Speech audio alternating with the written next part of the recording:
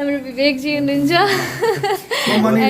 ये मुझे नेपाली नहीं आती बट ये बहुत ही प्यारी लड़की है और आप लोगों ने इतना फॉलो किया उससे ज्यादा फॉलो करो और जितना प्यार दिया उससे ज्यादा प्यार करो। नहीं लिया और फोटो। देखो आप लोग, ये सोनिया टिकटॉक इतनी बड़ी स्टार है और आप लोगों को गलत फहमी हुआ है कि हम लोग आए नहीं है नेपाल में। हाँ तो हम लोग सुबह से ही आए थे। यहाँ पे जो आयोजक था उसने गलतियाँ की है।